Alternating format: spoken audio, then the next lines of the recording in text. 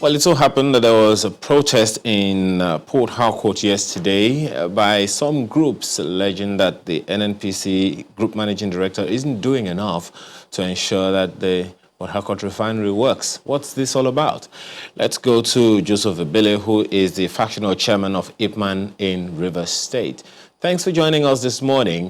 Can you give us a background to what this is about and why now? Good morning. Good morning. Yes, good morning. We can hear you. Please go ahead. Okay, yesterday, the Joint Stakeholders Forum in Rivers State, comprising IPMAN, NUPENG, petroleum tanker drivers, and IMB members, did a peaceful march, not a protest.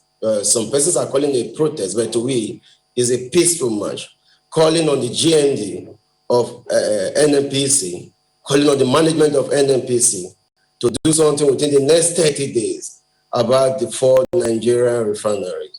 What we've done yesterday is for the best interest of Nigerians. It's not in any way to our personal or selfish interest. The value to Nigerians, and I want to put to you that all over 20 million Nigerians have lost their job, arising from the collapse of the Nigerian 4 refineries. Kaduna Refinery, Warri Refinery, Port Harcourt Refinery, first and second.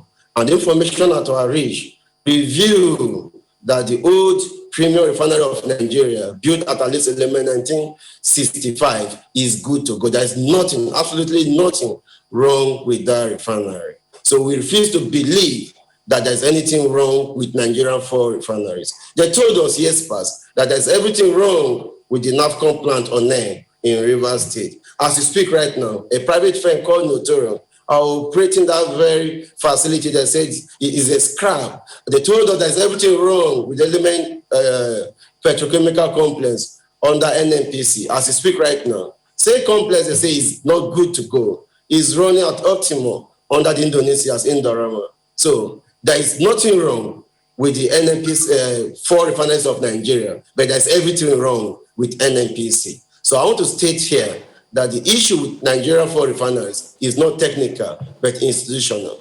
Well, are you aware that the managing director of the PHRC, Port Harcourt Refining Company, Amediko, visited Governor Wike sometime, I think it was last month or thereabout, and was, went there to promise him that the full rehabilitation of the refinery has started and it will conclude by 2023. Are you also aware that the GMD of NNPC that you talked about also announced the successful completion of the first phase of the rehabilitation of the Port Harcourt refinery? Are you aware that work is going on in this particular refinery? Work is going on where? I think I demand to know. We see the plant every day. We work with the plant every day, and we sit around the plant every day. As we speak, no work is going on anywhere. Have you had any interface with the managing director of the Port Harcourt refinery to ascertain whether or not anything is being done?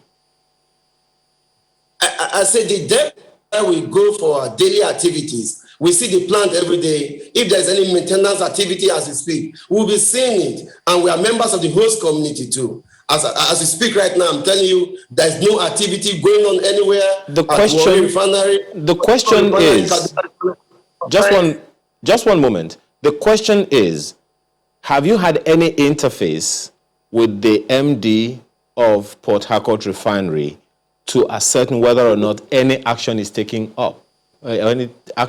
place or going on?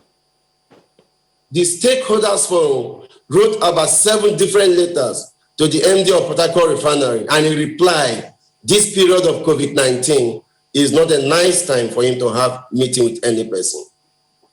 When you say that work is not going on in any of the refineries, and on the other hand, you say that the refineries are actually ready to work, how do you mean?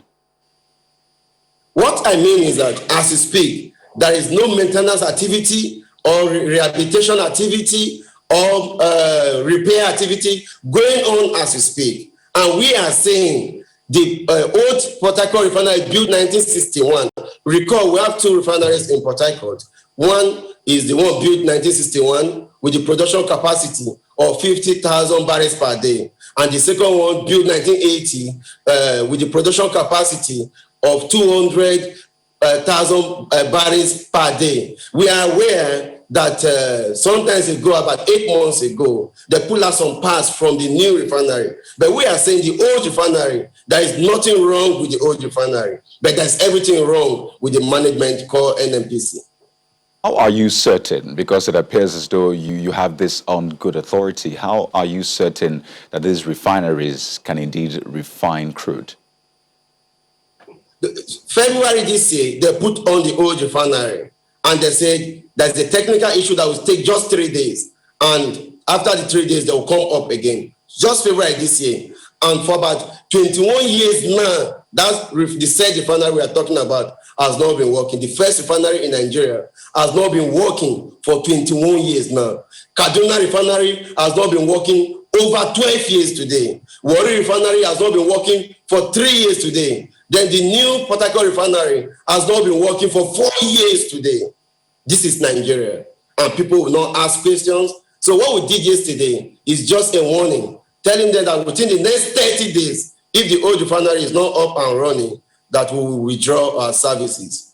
Because, I mean, from the protest, or what you call the peaceful march that took place yesterday, the grouse basically was what you call the inability or the failure of the NNPC GMD to fix the refineries, not to use the refineries. So it's really hard to understand what is at play here. Are you saying that you know on good authority that those refineries are ready and the government is not using them, or those refineries need some work and that work is not being done or it's not being fixed?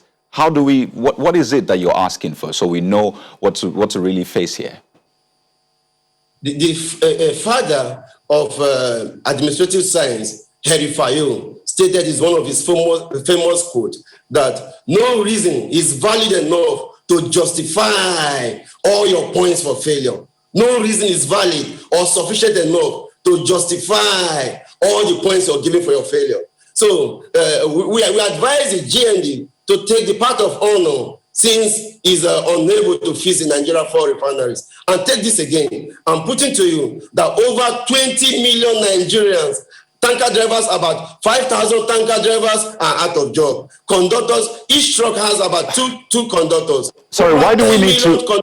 Right, I understand. Marketers, members, the depot community, people are hungry. People are hungry. The inability of the GND to fix refinery has brought untold hardship upon Nigerians. I understand. We are calling. But what I don't understand is, why do we need to fix the refineries if you say they are working? Recall, they told us there's everything wrong with the element petrochemicals. As we speak, it's running at optimal. They told us there was everything wrong with the NAFCON plant on there. Today, it's running under a private firm. On this note, I'm telling you, there is nothing. The day Warri refinery went down, it was operating, and the phone call from Abuja Warri refinery went down till date. And the Kaduna refinery, it's just a phone call and the plant. There's nothing wrong. There's nothing technical about the Nigeria 4 refineries. We can say so. All right, let's take this, let's raise the same issue with Comrade Cletus Obi, who is the Eastern Zonal PRO of IPMAN. Thanks for joining us this morning, Comrade. I'm wondering, what do you make of all of this? I hope you've been listening to Mr. Obele speak. Yes, I'm listening to what he's saying. Please go ahead. What I want to tell you now is that those guys and the partners that are doing this, we don't know them. We don't know where they're from because IPMAN has already gotten... When you say we, who are you? Just one moment. When you say we, who are we? Hello? When you say we, who are we? I mean the members of IPMAN. The members of IPMAN have their own president. And the president of IPMAN, National IPMAN, as far as you are concerned, is Nigerian Koronkwa. I want to ask that guy there, who is the national president? So you're saying that this group that organized the peaceful march is not affiliated to IPMAN in any way? I want to ask that guy there who is his national president. Are you disclaiming them? Are you saying that you don't know who they are? No, we don't know who they are because they are charlatans.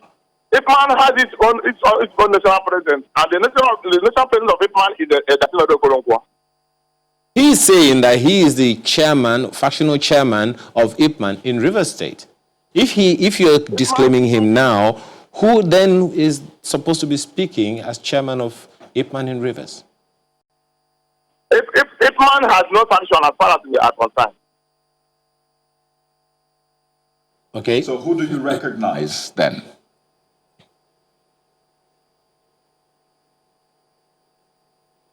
Okay, it appears we're having some delay. If you can hear me, Mr. Obi, who do you recognize then as a chairman of IPMAN in the state? The chairman of IPMAN in the state is Tony Odonibo. Okay, well, let's take this back to Mr. Obele. Well, Mr. Obi believes that you are not the person to be speaking for IPMAN in Rivers State. What is the case here? I don't understand what he's talking about. I think the peaceful march yesterday, I think is like a tsunami. Over 20,000 persons, depot community gathered. And the leader of such move is the person talking to you. So how will you command over 20,000 persons out, and the police were there, the area commander, army, every person? And should you be the wrong person and you will be doing that? I don't understand what he's talking about. Okay, well, Comrade Obi, he says he doesn't understand what you're talking about, and I believe you heard him. But there were issues raised. I know that there might be issues with leadership and what have you within IPMAN, but they raised some issues about the refineries in the country. So while this back and forth about who's the chairman is ongoing, the issues raised, what do you make of them? The issue about the refinery that is not working, we have all known it that the refinery is seriously underworked based on the arrangement the NNPC has made. The refinery is under turnaround maintenance, which is ongoing.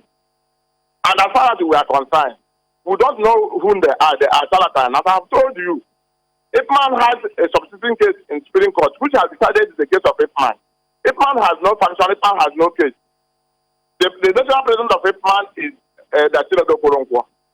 He has told everybody to keep calm, that he's working with the NNPC to ensure that everything about the petroleum problem in Port Harcourt and the whole nation is solved. These people are interlopers. They are charlatans. They are impostors. Nobody knows them. The members of IPMAN are respected people who have engineers, doctors, lawyers, who are into... Comrade, if you're saying that you do not know these guys, that they are imposters and all of that, what then is IPMAN in the state making? What are the actions that your body will be taking to ensure that these things that has begun with this faction does not go out of hand?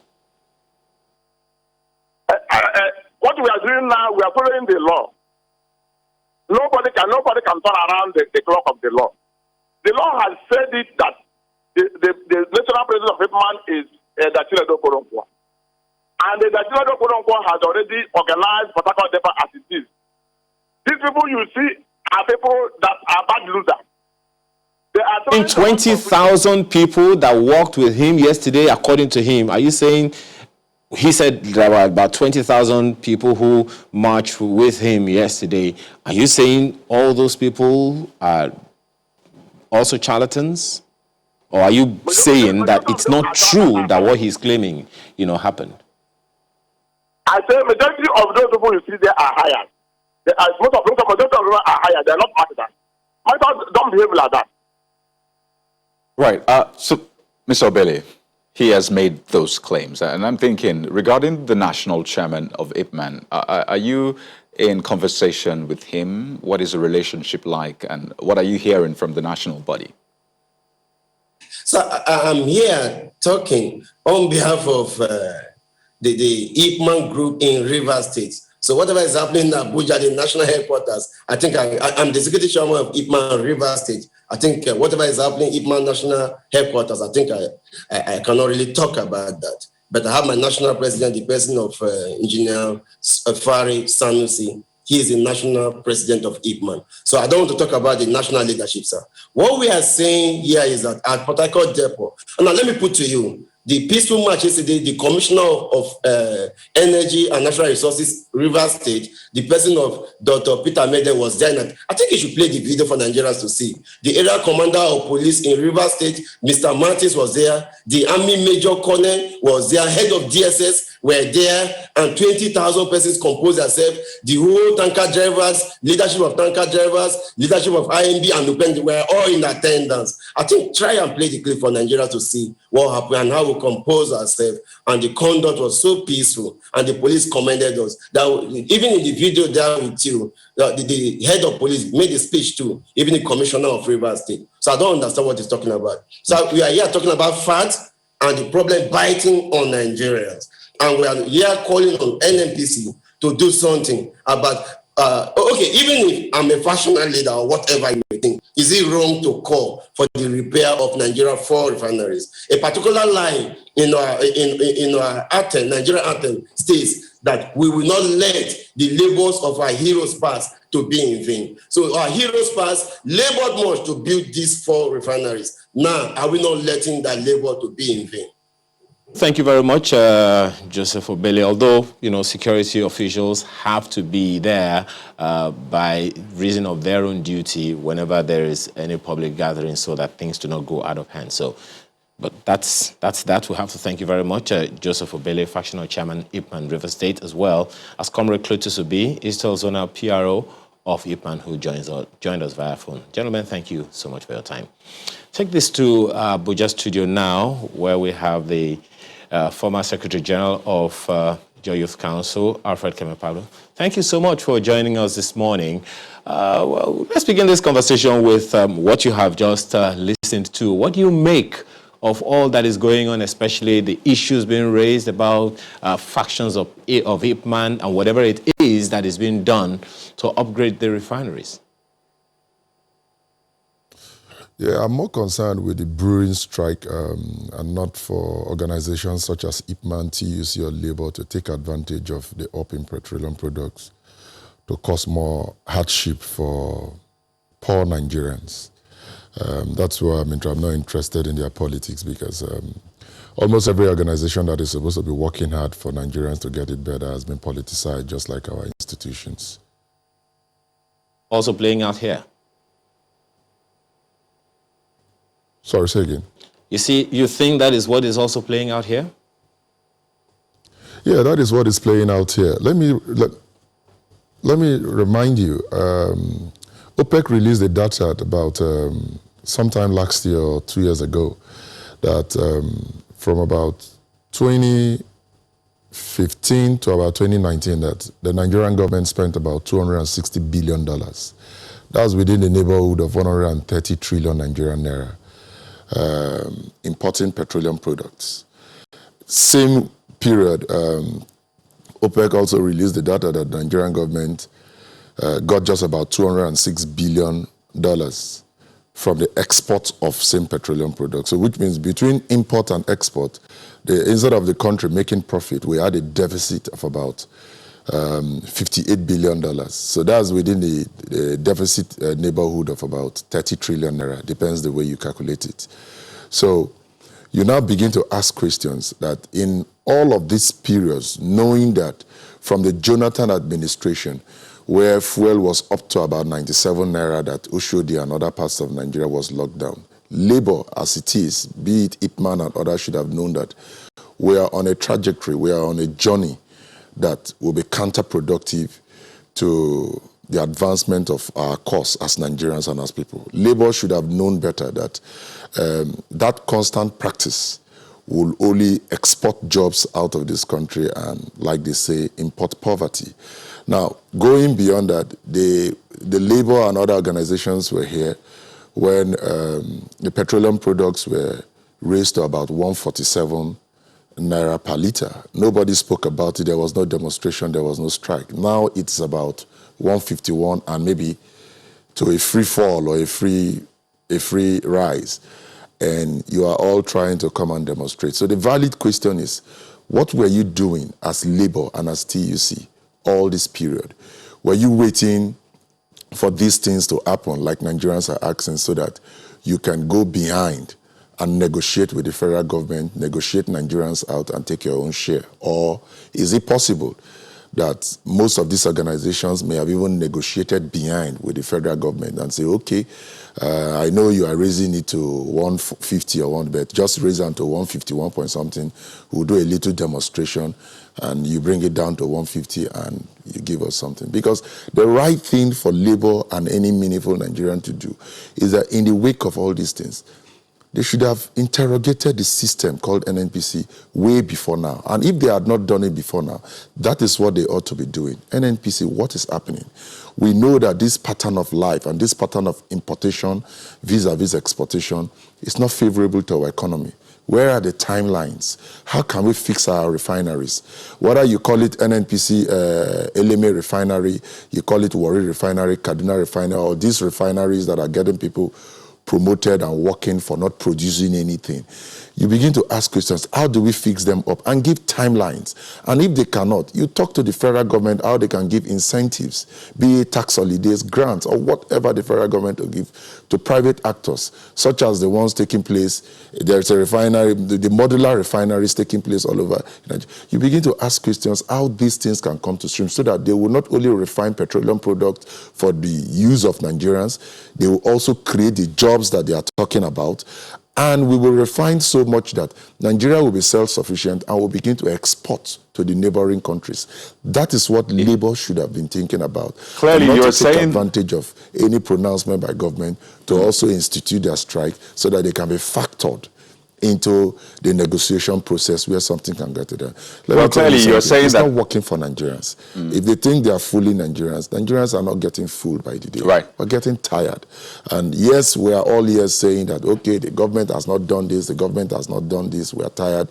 Even you, who is supposed to be the representative of the common man, your activities are seeming worse than the government that you are condemning. Well, So from what as you I'm asking now today, you see, they are having their meetings today.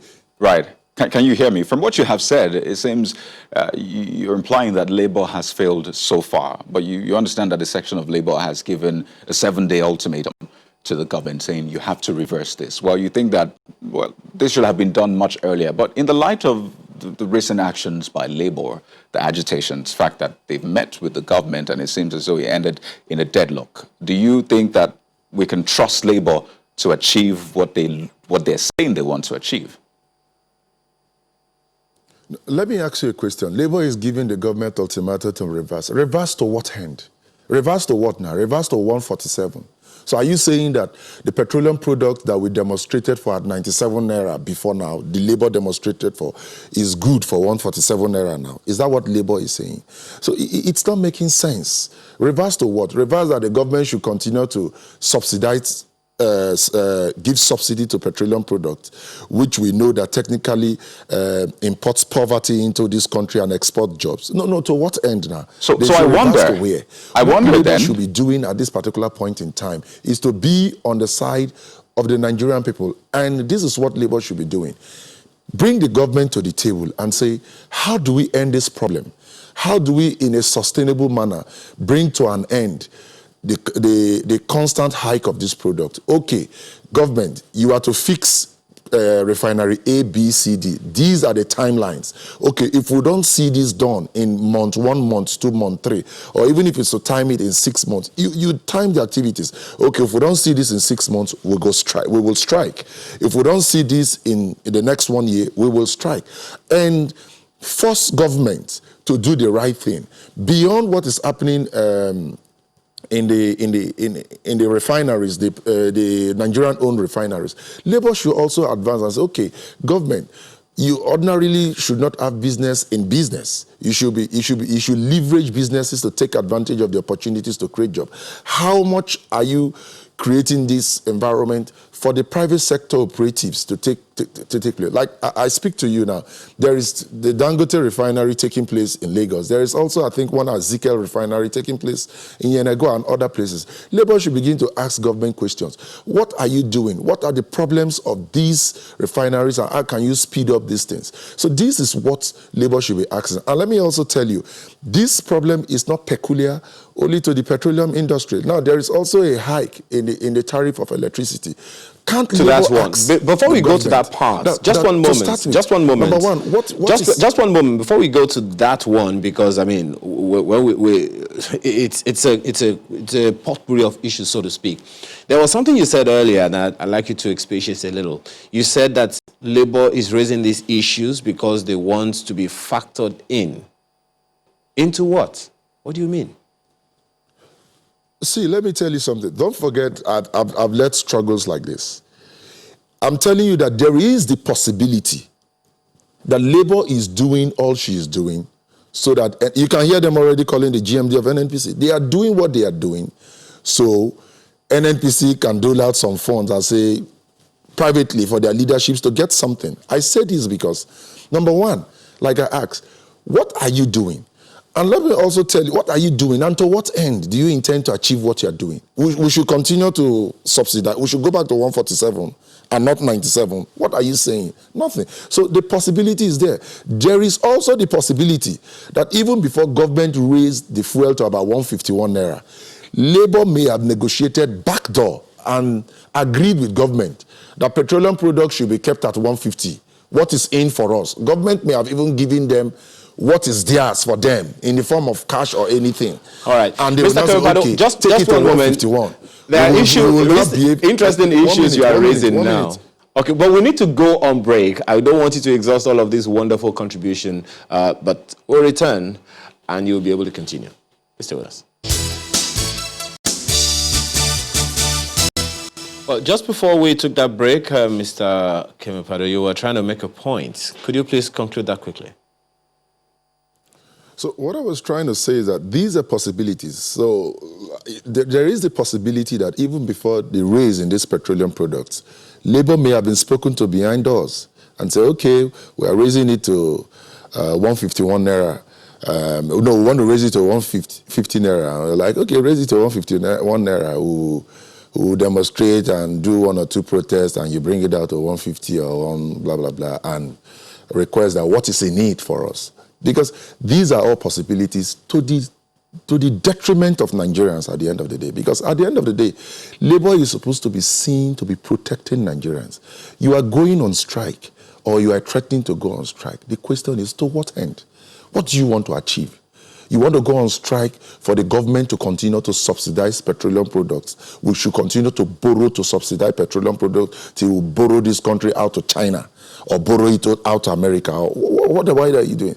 What Labour should be doing, go on the round table with the government, come up with a comprehensive plan and say that these are the steps government needs to take to ensure that both our public and private refineries are working optimally to the benefit of Nigerians. Those working in these refineries, in the Kaduna and other refineries that we heard these few days, that they produce nothing, but yet their salaries are paid, their allowances are paid, they are promoted to the ranks of executive directors and others for doing nothing.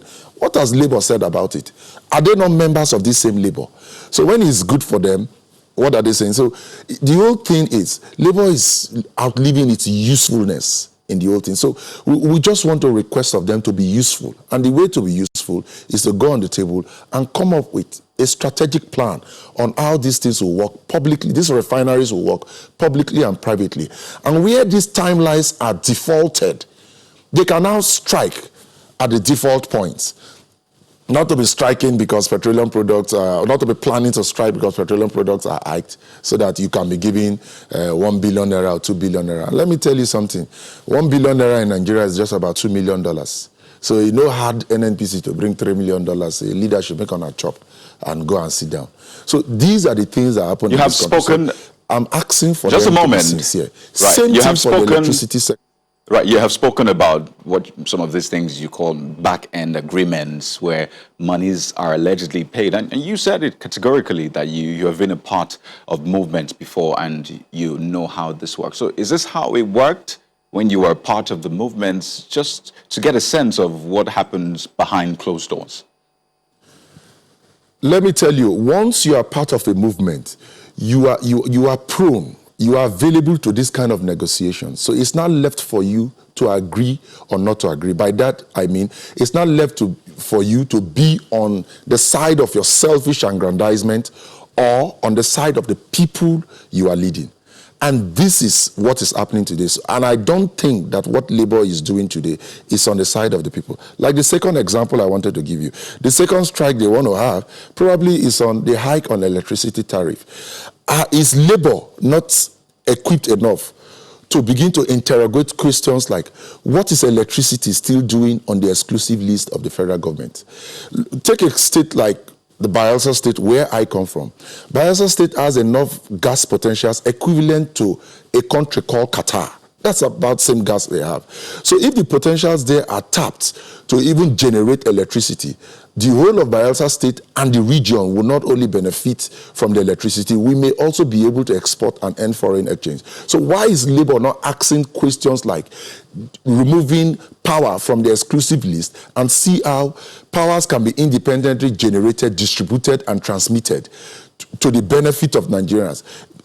And rather than subscribing to these excuses of national security and whatnot, what is more of insecurity to this country than the amount of jobs we're exporting to even neighboring countries like Ghana, consequent upon our low production of power, that there is no power? What is more insecure than the amount of criminal activities that are brewing from the jobs we have not been able to generate in this country just because we don't have enough power? So why is Labour not interrogating these things to see how all houses in Nigeria can be metered? They're not interrogating these things. So you just one moment for government perhaps then to come up with hike in prices and you begin to demonstrate. So Labour should be more strategic. Okay, perhaps then the issue is, especially whether it's Labour or government, at the end of the day, perhaps the problem or the issue to resolve then would be, how are these issues, these concerns that Labour is addressing, how are they being addressed with the people, to the people? How are they being communicated to the people, so that the people can take ownership of them? And then even the Labour that you talked about, the issues that they are also raising, it's easier for Labour to palliate to the sentiments of people if government is not communicating strongly enough to the people so that they can take ownership of whatever policies government is coming up with. What do you think? No.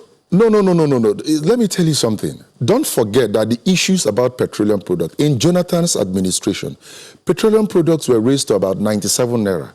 We shut down this country. Don't forget. And at that time, the barrel of crude oil was about $100.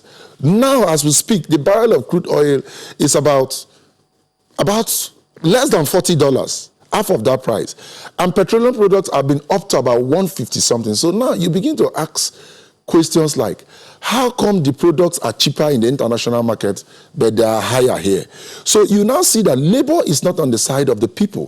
What Labour should have done from that time was to realize and stand by the truth that this future we are having today of petroleum products of 151 naira would come, and that people of Nigeria, the truth that we need to stand with is that we need to liberalize this sector. Don't forget that at that time, there were even debates likening the sector to what happened in the telecommunication sector, where we are even buying SIM cards free and making calls for just about 100 naira and not queuing in the NITEL office and paying so much. So that is what Labour should have done.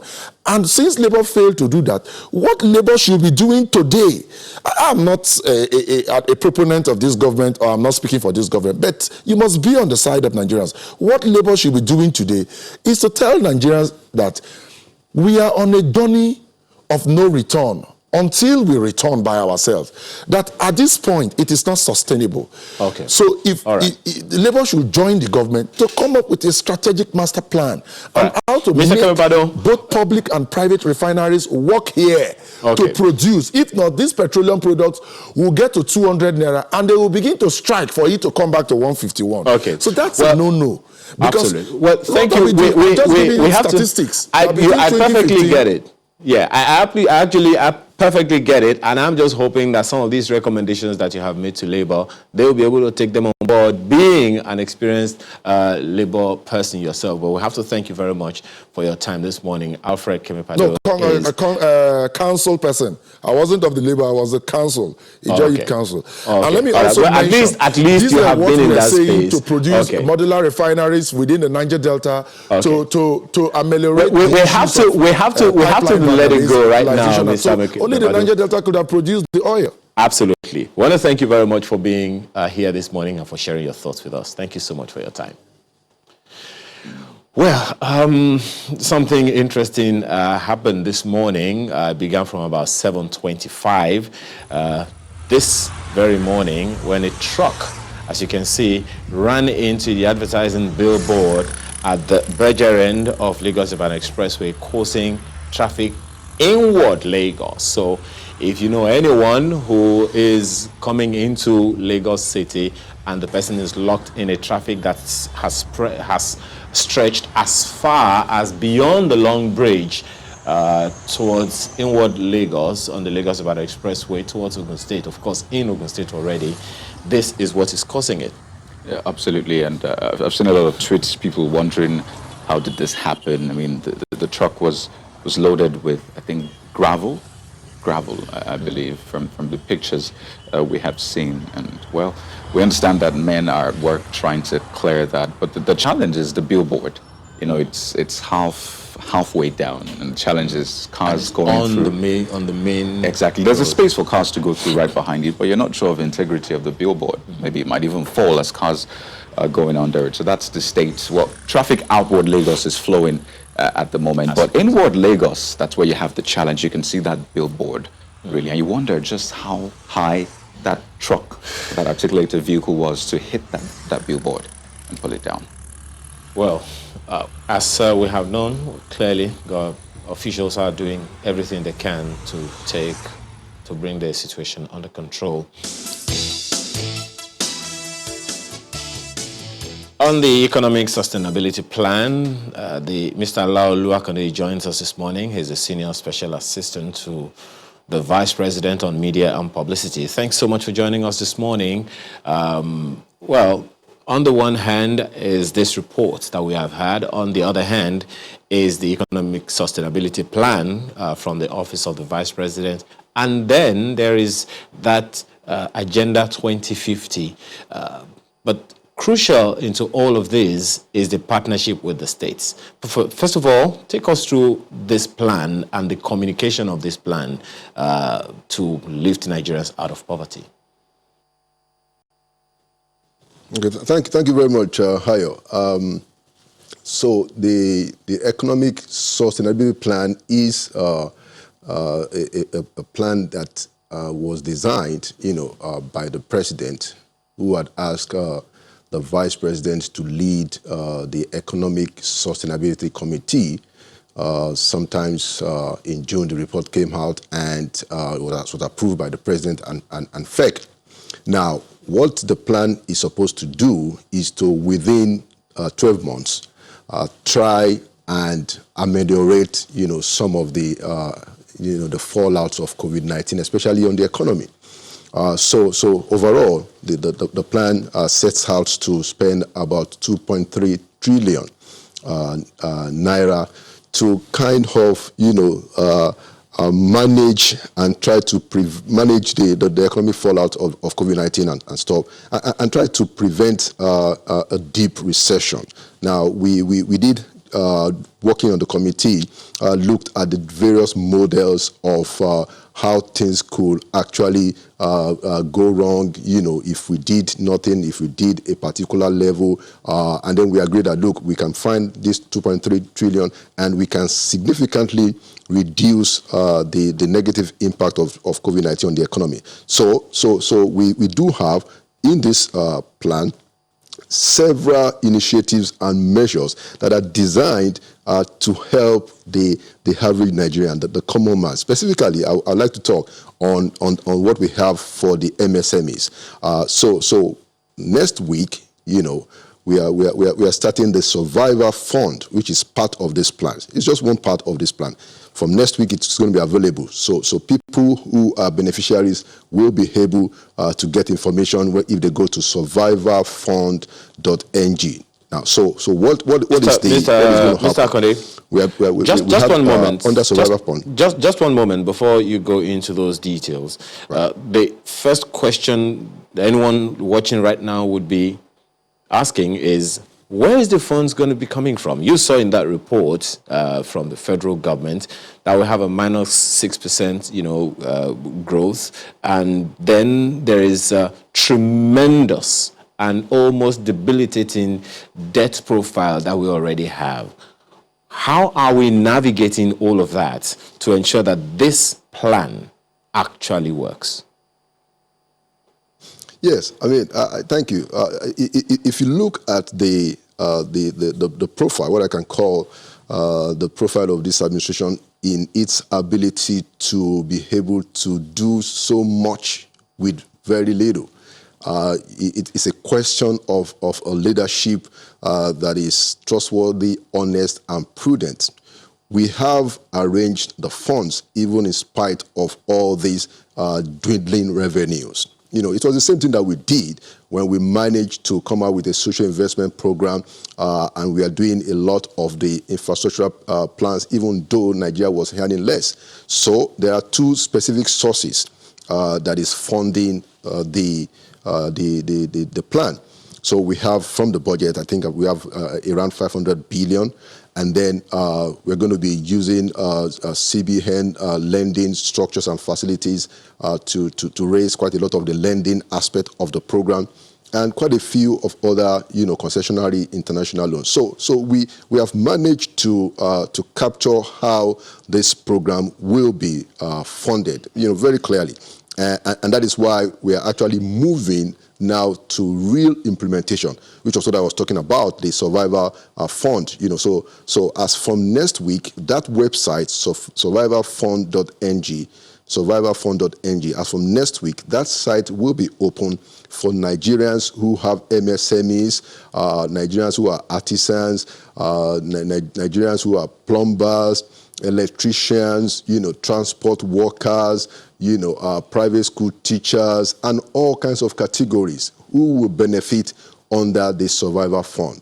So if you give me time, I will explain to you some of the specific provisions that we have. For instance, just maybe before that, Mr. Akande, just before that, I mean, we'll get into that in a moment, but there are a lot of other issues. When you talked about the CBN lending structure, some people are wondering, does that mean interest rates will maybe go up since we're trying to make more money? But specifically now, people are wondering, yes, inflation has increased, in fact, 29-month high just recently, and they look at the price of fuel, the recent increase in the price of fuel, electricity tariff, even food prices. You understand that the food index is also on the rise, and they try to put these things together and they wonder, how does this key into the government's economic plan? Because they expect that these things should actually at least be low, because if you cross-check with other sub-Saharan African countries, for example, you see that their energy costs and other food costs are on the low, and that's why they're recording reduced inflation. So one wonders, how do all these things fit into the government's economic plan? How does it make sense? Okay.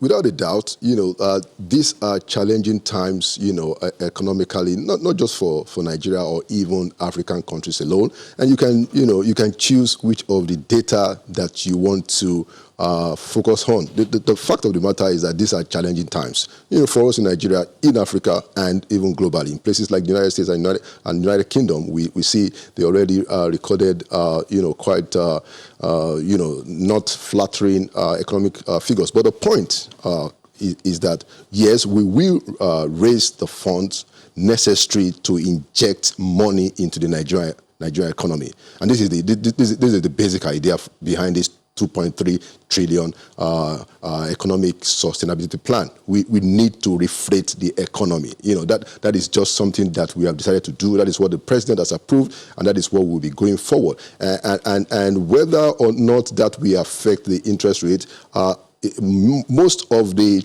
the lending structure that we're going to be getting from CBN is going to be very reasonable interest rates, probably between 9%, but, CBN can give the details. But the important thing at this point is that we need to put money in people's hands. And we need to do it urgently. So on the one hand, yes, I get you. I get you, Mr. Konde. On the one hand is the intention to put money into people's hands. But then, on the other hand, it would look like we're giving to the people with one hand and collecting back through the tariff hike of electricity and fuel price hike on the other hand. So how do we balance these two? Thank you. So that is not the case of giving and taking back. Look, let's take these issues one by one and just give me a little bit of time to flow. Let my thought flow, and just so Nigerians can understand exactly what we're trying to do. Now, first of all, the fuel the fuel price issue. Now, if you remember, sometimes in March, we deregulated that sector. And of course, because that sector, the price of PMS is connected to what happens in the international market of oil, it came down from about 145 to 125, sometimes in March, when we deregulated it. Because the price of oil in the international market will ultimately affect the pump price. Because you see, this is a refined product that we are bringing in, based on the international market dynamics. So what we believe is that instead of us to continue a regime where we heavily subsidize the price of fuel, maybe we should begin to move the money away to doing things that actually sustain the money in people's pockets. And besides the fact, we don't even have the money anymore. If you look at the 2020 budget as amended, there was no provision for subsidy. But the important thing is that since 2016, I believe, that we've been trying to reorganize that sector, Nigerians have been discovering that they can buy fuel. I don't remember the last time when we have all those long queues. So fuel is available. People can buy it. The prices are being deregulated just so that it conforms to market dynamics. And we believe that now that we are encouraging everyone to be able to bring in this product, ultimately the prices will go down when you have more investment in the sector. This is exactly what happened during the telecoms deregulation. If you remember, when we started, people were buying SIM cards for as much as 50 naira, 50,000 naira. That was the cost of SIM card then. But because of continuous investment in that sector, because it was deregulated, prices came down up to a time that today, people virtually get the SIM card free. So what we are doing in the downstream sector in petroleum is to say, look, let us open that place up. Let people come and invest in it. Let the prices be determined by what happens in the market. We have the PPRA that makes sure that the consumers are protected. Marketers and people doing business that they don't have the leverage to raise prices, incredibly. So there's still some kind of guidance. And in any case, we are now working to provide alternative to Nigerians instead of using PMS. We are working very assiduously to develop the compressed natural gas or the liquefied petroleum gas so that, you don't have to use fuel. And some of these initiatives have started in some states. There's a lot of progress in Edo. Government is going to be funding a system and encouraging a system where people can convert their cars, from fuel use to gas. And we are doing all these things assiduously and diligently to ensure that the Nigerian is able to keep that money that we're talking about in the plan in their pockets. Okay, and, just one moment, it's the same Mr. logic when you look at the tariffs. Just one moment. You talked about the survival fund. You've wanted to explain what that is about. That's government's way of putting money into people's hands. And then you've also referenced states. What's their role in all of these? And what's the engagement plan? We'll be back. Well, welcome back. We still have Mr. Laolu Akonde from the Office of the Vice President with us on the program this morning. He's been talking about the state of the nation's economy and what the government is doing to solve a lot of questions you have on your minds. Mr. Akonde, thank you for your patience. Now, just before we went on that break, you were talking about the macro, what the government is doing, some of the decisions that have been made. Yes, you're also going to touch on that survival fund, but let's talk micro, because for a lot of Nigerians watching, they're thinking, so how do I, understand or make sense of the fact that I have to pay more for electricity, pay more for petrol, go to the market with more money, and they're wondering, where do I even get that more money from to afford the things that I want to buy, which have gone up? So they're wondering, how do I link this micro, my individual challenge, my individual reality, with what government is doing? Does government really have a plan to solve my problem? That is the question here. How do we link that macro to the micro to make it make sense? Maybe you can also talk about the survival fund also. Okay, thank you, my brother. So let's get something very clear. Regarding the electricity tariffs, majority of Nigerians will not be paying more. And I like to say that again. Regarding the electricity tariffs, majority of Nigerians will not be paying more. And that is essentially because if you are currently receiving anything below 12 hours of electricity a day, okay, your tariffs will not go up. Now, if you are being asked to pay more, if you are in that category, you need to let us know. You need to go to NEC, the Nigerian Electricity Regulatory Commission's platforms on social media. Go to Twitter, go to Facebook. You need to go and report, so that what the president said is enforced.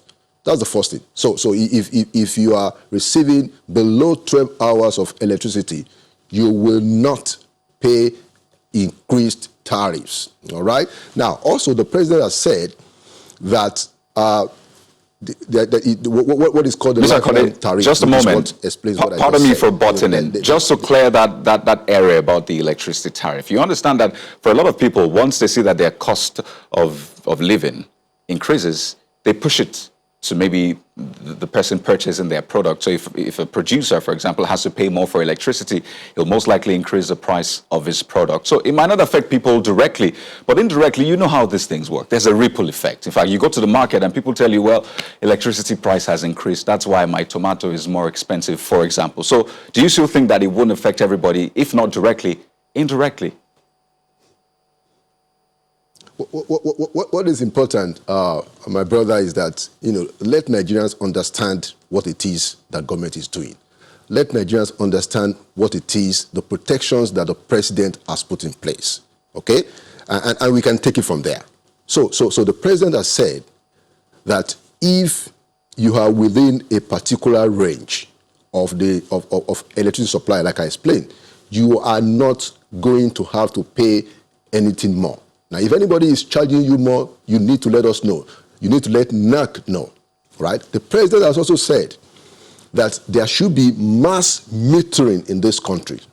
And we are starting with the provision of at least 5 million meters, okay? The president said he has waived the tariff to bring in the meters, okay?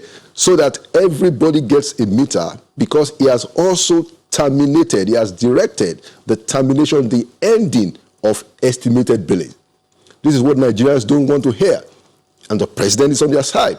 The president has told NEC, tell the discos very strongly, no more estimated billing. Okay? So, everybody is going to get a meter. You will only pay for what you use. If you don't receive improved service, you don't pay more. Now, we can deal, my brother, with the other ripple effect and stuff like that. I agree with you that we have to deal with that. But it's important for Nigerians to understand exactly what the protections that the president has put in place. Okay, Mr. Akonde, the earlier we deal with this, just one moment, the earlier we deal with those ripple effects, the better, because I don't know what the federal government will be telling Labour, having given that word out, that there's going to be mass action if the fuel price hike and the electricity tariff hike is not reversed. What will government, very briefly, what will government be telling Labour? What should Labour understand so they can suspend this action? Thank you very much, Hayo. So Labour is made up of Nigerians. Those of us in government, we are Nigerians. The people out there are Nigerians. This country belongs to every one of us. Now, I must tell you that the reason I am personally serving in this government is because I know by my own personal conviction that the president and the vice president have the interest of Nigerians at heart. I want to say it categorically that if I wasn't convinced, or if I lost my conviction about the commitment of those two gentlemen, I'll be held the door. But I know that these two people have the commitment of Nigerians.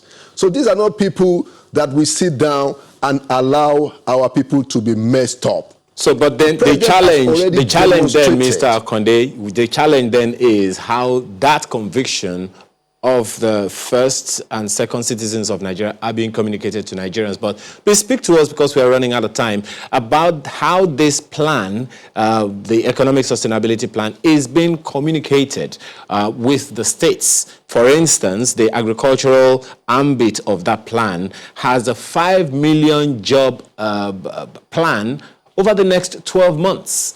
But that report also says that it is critical for governments at the federal and the states level to collaborate with land and all those things. What's the plan to partner with the states in that wise, so that we can have a seamless conversation and be able to meet that target of 5 million jobs in just 12 months? Yeah, so I'll get to that. So the point I was trying to make is that the people that we are negotiating with in Labour, they are Nigerians. We will show what the evidence are. The superior logic is what is going to determine the fate of our nation. The thinking, the transparency, the honesty, and the commitment. And any Nigerian can see it. You can cross-check these things. So we are confident that Nigerians will understand what we are doing and where we are going. And that is why we are communicating these things. Now, regarding how we relate with the state, very good question. So we do have quite a number of the programs and the measures that we have under the sustainability plan. They are going to be happening in the states. So, for instance, even the Survivor Fund, we have at least 30 to 35,000 MSCMEs in each of the states that will benefit under this payroll support. Okay, just like the agric program that you also raised.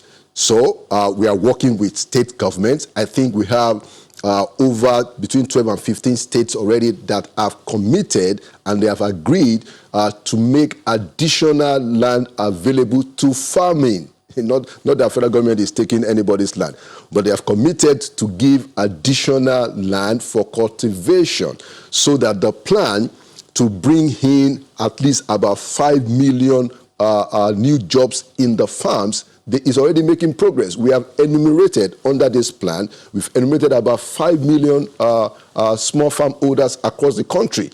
We have enumerated them already. And what is going to happen is that the bigger companies that did the enumeration will be getting a lot of financing, again, at very reasonable rate, to provide them with equipment, to provide them with yields, to provide them with fertilizer, all right. And then at the end of the day, to also offtake whatever it is that they produce. All right. And already we have a very robust plan. Okay. Well, we could go on and on about this. It will be wonderful to see what plan, government has to communicate this to people so that they can take ownership. But for now, we have to thank you very much for your time, Mr. Laolu Akonde, Senior Special Advisor to the Vice President on Media and Publicity. Thank you so much for your time. Claudia. Well, quite a number of issues really to raise this morning. It's an ongoing conversation, but the next one for us is still on the amendment of the rules of professional conduct for legal practitioners in the country that has generated some major debate among legal practitioners. It's beyond what you see in the courts, really. It transcends that. And this morning, we're taking that on yet again to see if anything has changed really and where we're headed regarding that. And to shed more light on that, we have two gentlemen. Femi Aborishade is a legal practitioner, as well as Hannibal Waifo, the president, African Bar Association. They join us on the program this morning. Good morning, gentlemen, and thank you for joining us.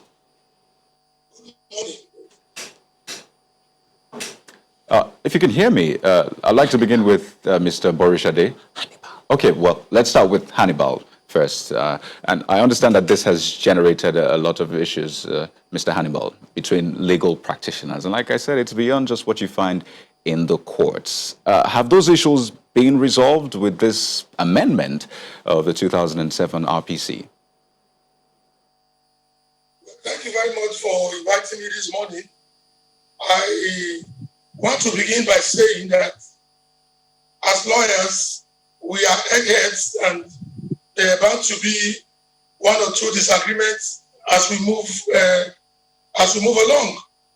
The Attorney General of the Federation and Minister of Justice is by law the chairman of the chairman of the General Council of the Bar, and he has proposed some amendments, or rather, the General Council of the Bar, from what we hear, met and proposed, or intends to make an amendment, which is not quite pleasing to the Nigerian Bar Association. I believe that those amendments are not out of place. I also believe that the protest by the Nigerian Bar Association is not out of place. It's just a family misunderstanding.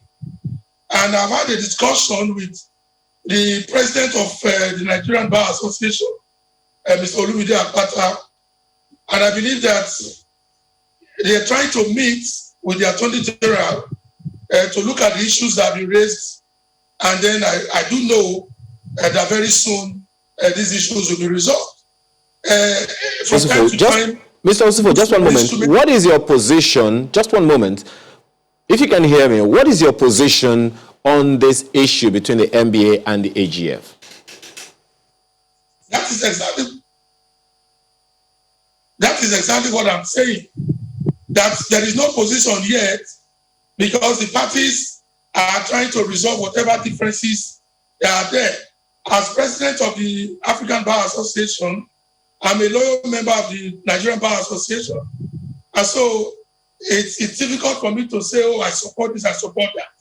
But what I'm saying is the position of the parties are that the proper things should be done, and the meeting is currently going on. I know the NBA, led by the president, will soon meet with the Attorney General. Okay, I want to believe Mr. Waifo is still there. Just to be clear, what are those issues? Because for some people, when you talk about the stamp and the yearly money you have to pay for those stamps, they feel that it's a long stretch, especially because they wonder, why does this have to be a prerequisite for submitting court processes at the court? So is that one of the issues you have, or you think is a major one, that if this is not resolved, then we can move forward? Well, for me, I believe that anything that should be done to ensure that we identify the proper lawyers, anything that is done to ensure that the legal profession moves forward into the 2020, 2021 and beyond is acceptable. There is nothing wrong with the stamp and seal. There is nothing wrong with it at all.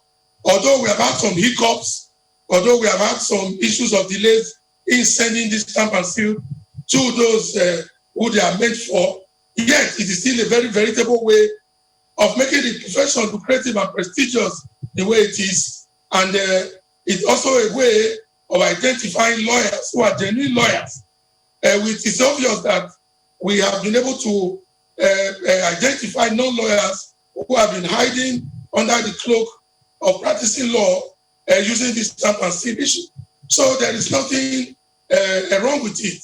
And I believe too that the parties should be able to dialogue and ensure that we sustain the legal profession into the next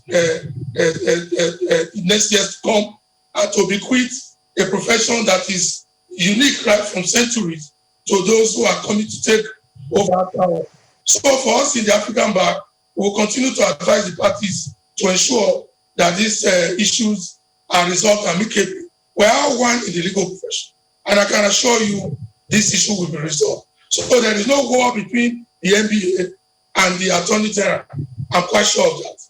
Well, the NBA, the head of the NBA says, well, as far as he is concerned, that particular gazette should be ignored. And I mean, if you say there is no war, one wonders, with that kind of pronunciation, does it sound like we're headed for a major showdown here if the Attorney General put out a gazette saying that this is the amendment we have done, and the NBA president says it should be ignored? You still think there are no issues there? I don't think so. In our profession, the Attorney General is the leader of the bar. The NBA president is the first among equals in the association where we all belong to, according to by statute. So it's not even voluntary as of today. So you can see that the parties are in a position to advance the interest of the bar. The Attorney General, being the official leader of the bar, has a role to play, especially the General Counsel of the bar. And the members of the General Counsel of the bar also have a role to play. And the NBA has a role to protect. It has a role to protect the larger interest, the large interest, the innermost interest, the unique interest of the Nigerian Bar Association. And so he has a right to make comments. Like I told you, those comments do not amount to war. They amount to an opinion. They amount to a statement of what they feel at the moment. At the end of the day, these parties will meet and the issue will be resolved. So I do not believe we should call it a war. I should believe we should say there's a disagreement. Okay, well, I mean, if you check some of these synonyms, you realize that they almost mean the same thing. But I understand that point, that it's not as full-blown as it's been painted. But let's speak with Mr. Monday Obani, also a legal practitioner, who joins us on the program this morning to get his opinion. So, Obani, I'm sure you've been following this from day one when news broke about it. There are questions as to the procedure. Some say, I mean, this is maybe overreaching from the Attorney General. And some say, well, this is good riddance to bad rubbish, especially some of the areas that were amended. What is your take on this? Well, my take is that, thank you very much for having me. My take is that it is wrong at this point in time for the Attorney General to do what he has done with the issue of amending the rules of professional conduct single-handedly without the input of the General Counsel of the Bar. That has always been how it's been done.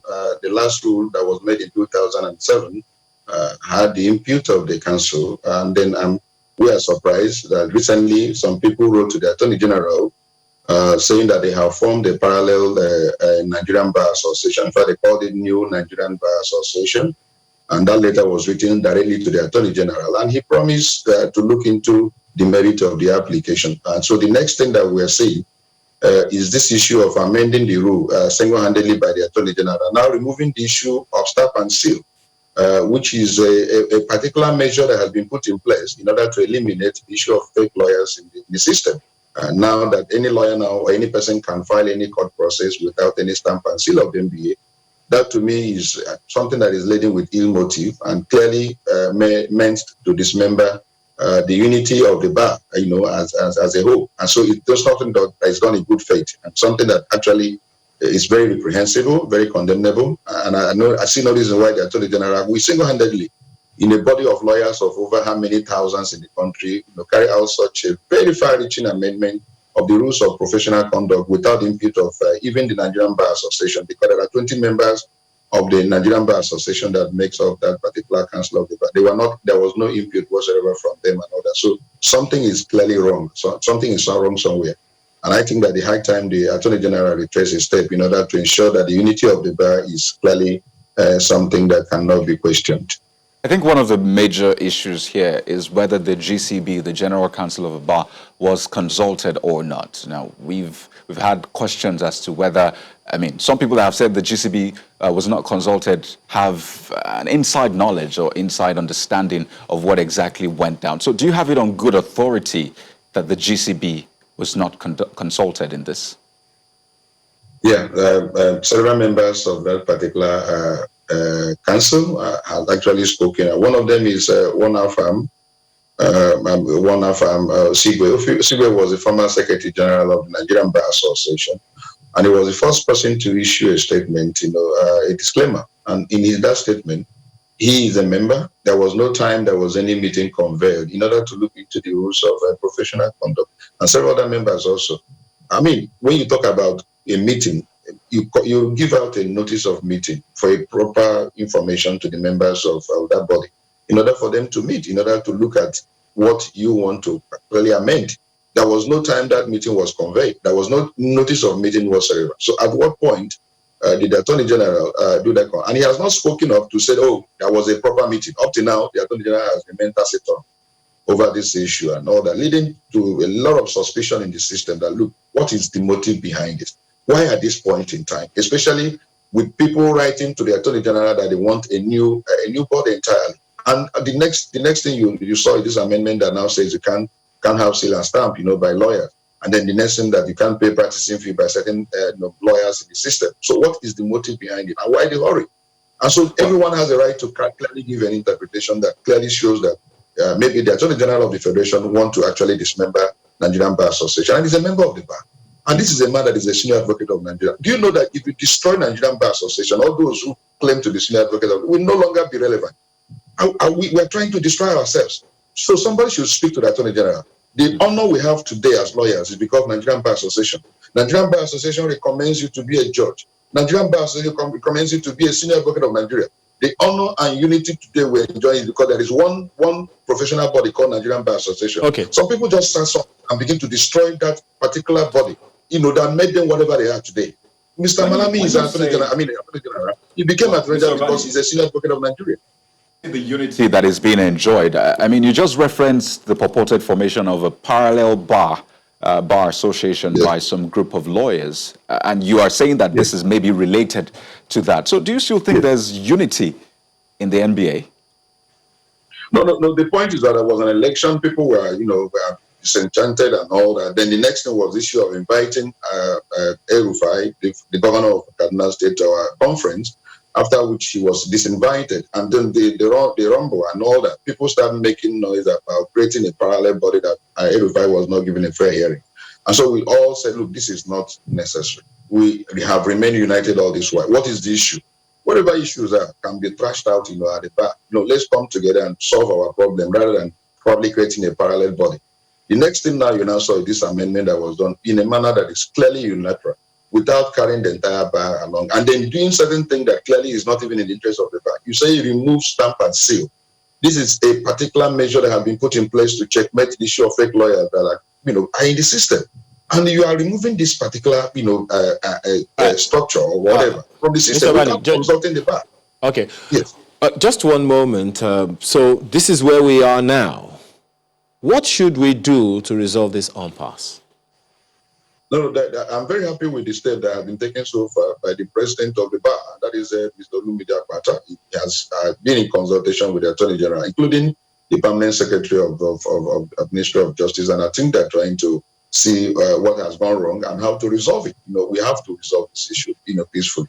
That amendment that was done unilaterally, clearly wrong, and people are asking the Attorney General to actually retrace his step and let the right thing be done.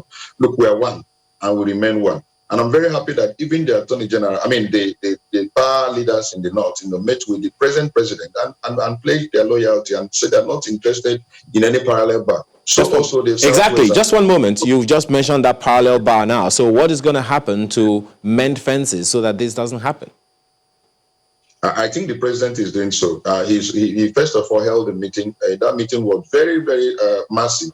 Many chairmen and secretaries of the Nigerian Bar Association from the Northern region attended, and they pledged their loyalty. They are not interested in any parallel bar, including those, there are some members that were named recently, informing that, but who are now disassociating themselves from that. All right. So the Attorney General should be building the unity of the bar, not destroying it. That is my advice to the Attorney General. Okay.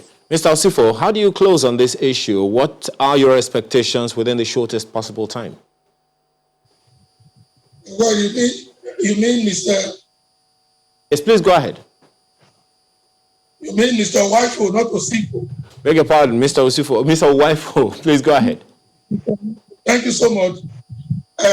My brother Mondo Obani has spoken very well. Like I said, the NBA is the unity of lawyers in Nigeria. And to comment briefly on the issue of the northern, whatever they say, parallel path, I believe is dead on arrival. The African Bar Association, as a body and close friend of the Nigerian Bar Association, will never support such a move. It's dead on arrival. NBA is in existence as well of the law. And so I'm happy so far with the way the Just one moment. Just one moment. Mr. Wifo, you heard Mr. Obani say, just one moment, if you can hear me, you heard Mr. Obani say that there was need for the Attorney General's office to consult with the NBA. Is that a legal requirement? Is this something that should happen by law? Is it a legal requirement for the NBA to be consulted before that action is taken? Well, you don't. Well, legally, yes. Legally speaking, yes. And speaking morally, you don't shave the head of a group of people in their absence. Thanks to the late MP Abiola. You cannot overturn existing regulations of the Nigerian Bar Association, a group of us, without consultation. Okay. And that is where the NBA has a matter with the Attorney General. All right. So whether the Attorney General amended it unilaterally, whether he had a meeting or not, there was the need for full consultation with NBA so that these issues do not have arisen. All right, Mr. Like I said, I think that's a great place to anchor. Right. I think that's a great place to anchor, Mr. Hannibal Uwaifo, the President, African Bar Association, as well as Mr. Monday Obani, who's a legal practitioner. Thank you so much, gentlemen, for sharing your thoughts with us on the program this morning. And of course, we have a few, yes, thank you. And we have a few conversations from you contributing to the program. We begin with this one by OJ, who says, I seem to be in agreement with the DG of Ijaw Forward Movement. Organized labor should rather use its strength to get government to actualize projects and policies that would alleviate people's sufferings. Well, Badang Joshua says, it baffles me so much that in this same country, we have an individual who's building a refinery that even the governments can't wait to see it start working, with government, on the other hand, who can't make one of the 4 refineries work. Says we don't have the people's labor. And Professor Enakena says, until we look inward to diversify our mono economy, liberalize the energy and oil and gas sectors, cut recurrent expenditure, cut interest rates to single digits, invest in education and health, our annual budget of $20 billion will continue to impoverish the citizenry. Wow. Oh, that interest rate part, it's a major one. But Dikwa says there's nothing like full deregulation as long as NNPC is still the sole importer of fuel. Also, we've got your message, Ayo Deji from UK. Thank you so much for your contribution, and everyone who's joined us on Twitter today. That's the show. Thank you for your time. Have a wonderful day. I'm Ayo Makinde. And I'm Kaido Kikilu. Do stay safe.